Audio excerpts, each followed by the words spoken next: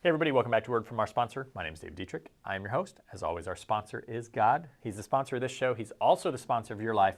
And if you have made a commitment to Him, He wants you to not only have faith, sign that dotted line, but He also wants you to act on it. That's what we're going to hear from his brother James today as we are in James chapter 2, continuing in verse 14.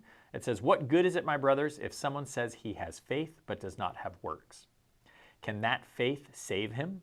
If a brother or sister is poorly clothed and lacking in daily food, and one of you says to them, 'Go in peace, be warmed and filled,' without giving them the things they need for the body, what good is that? So also, faith by itself, if it does not have works, is dead." So I think James is touching on a very important concept here in how our faith and our works, how our thoughts and our beliefs, our commitments, our convictions, and our playing of those convictions out are related. There's a lot of commentaries and stuff on the intricacies of that, faith saves us, but it's faith that works, not faith through works. There's all kinds of just acronyms that kind of come up with in that way, is that our works are not what saves us, but our works are the result of the saving power. There's a nuance to it, and there are many people who explain it really, really well. So I'm going to kind of turn you to do some listening to this passage.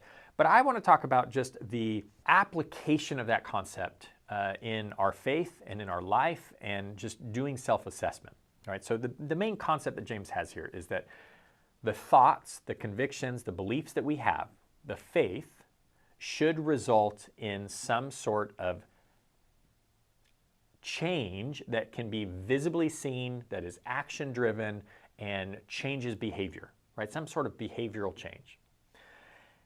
How does this affect different areas of your life? We could think about just theologically in general. If you believe that you are saved by grace through faith, work on the cross of Jesus Christ, as Ephesians says, not as a work of our own, but through Jesus, then how does that play out in the way you feel about things? If you think that Jesus saved you on the cross, that He covered your sin, that is no longer held against you, do you act in a way that you are a sinner bound by that?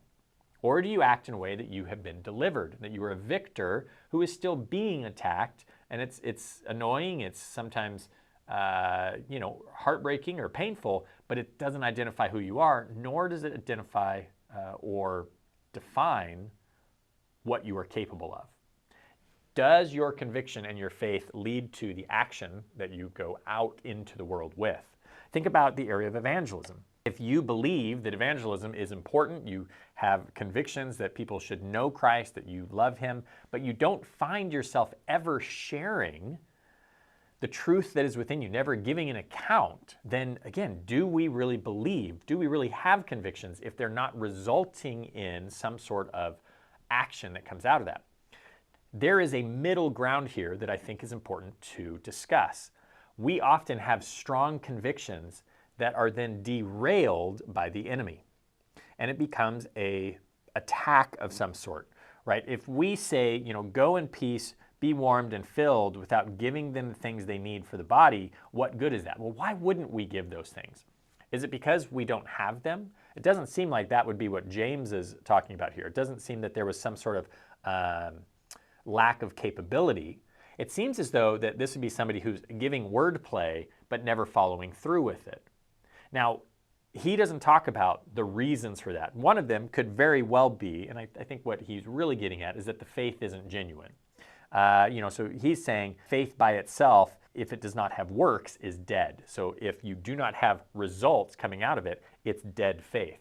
Now, dead faith, if we're talking about like evangelism or something like that, if you are too afraid to share your faith with someone else to help possibly bring them to Christ because you're afraid of what they think of you, there's an aspect of your faith that is not functioning correctly, that's unhealthy, could even be dead, and that you are fearing man over God. If we look at like poverty, right? How do we impact, how do we make a difference in impoverished people, which is the example that James uses here. If we believe, like, yes, we should be giving and meeting needs as we've been instructed to through Christ, and the Gospels and the Apostles, how are we interacting in that? How are we as individuals, families, churches, making a difference in poverty? And does that just mean that we need to give them food or anything like that? I mean, that is a whole different discussion. But if all we do is talk about it and we never take any action, we never try to solve this, again, we have ideals that are never playing out into actuality. So as we go through our faith, whether it be worship or politics or child rearing or marriage or any aspect of our life, our careers, our relationships, if we have these ideas that are from the Bible, from a God-centered, Christ-centered worldview of redemption and hope, and that we really believe that we have been equipped with the armor of God to withstand battle, to stand firm against the enemy, if we really believe that there is an enemy, an adversary out there, if we really believe that we have been given all things to live a life of godliness, why do we so often act like passive, weak, incompetent people that can't go out and do anything, that can't make an impact? The Lord uses the simple things, the weak things, to confound the wise. He uses people like us to go out and make massive impacts in others' lives. So when I look at this passage and I think about, there's a salvific portion of it where we're talking about salvation. Do you have faith that saves you, right? This is what he says. What good is my brother? Someone says he has faith but does not have works. Can that faith save him? This is specifically what James is talking about in the passage. Does your faith save you? And he's saying if your faith saves you, if it is a faith that is living, there is going to be works that come out of it. And I would say take that concept and look at different aspects of your life. And don't look at it as a judgment on you. Look at it as a revelation that your faith is alive, that you're looking at these things and you're looking for the inconsistencies. I'm not evangelizing and I should be. What's keeping me from that? Is it because I don't have a plan? Because I don't have resources? Because I don't have knowledge? Because I have being attacked and silenced by the enemy with the fiery darts that are keeping me occupied and distracted to even focus on this? Why am I not helping people with poverty? Is it because I'm greedy and just trying to hoard everything? Or is it because I'm not good with my finances and I haven't brought that area of my life into order and structure? Worship, do I feel like, yes, it's important that we love God, but I have no comfort expressing emotion or singing praise or giving thanks or praying or any of these kind of things? Look at these areas of your life and say, okay, this is what I believe. Make a list of what you believe. And then assess what your actions are. And just make sure that there's a through point, that the beliefs are leading to actions, that the faith is leading to works. This is a concept that we can apply to all of these areas to improve our effectiveness for the battle, to be salt and light, to bring hope and truth to the rest of the world. So a little bit of different look on this passage, which is kind of the core passage of the book of James. How do faith and works come together?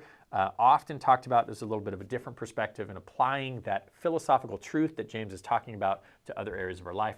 I hope that you guys enjoyed it. We're encouraged by it. Do some self-reflecting and then go out empowered by the Spirit to be impactful to the world around you. God bless you guys. Like, share, subscribe. Always appreciate that. And we look forward to seeing you next time.